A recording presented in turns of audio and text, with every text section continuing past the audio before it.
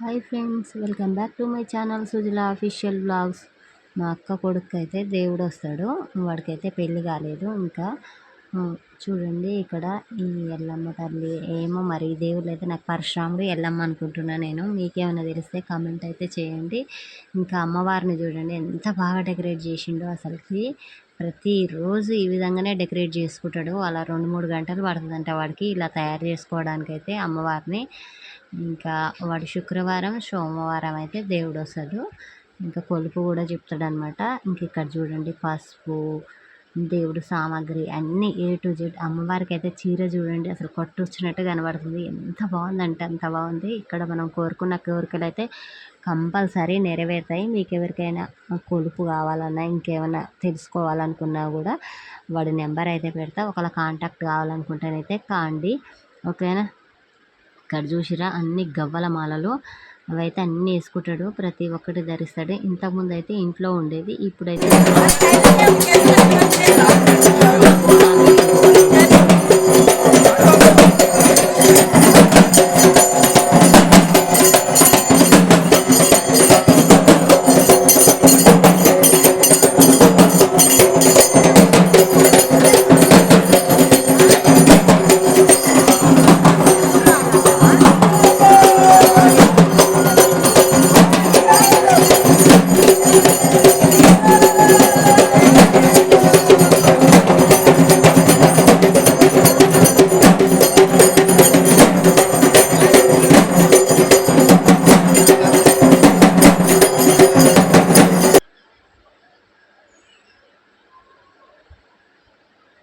వాడు బియ్యం పోయడం కోసం అయితే అన్నీ రెడీ చేసుకొని ఇంకా బయటకైతే ఇలా బాండవాళ్ళు అయితే తీసుకొని వచ్చిర్రనమాట.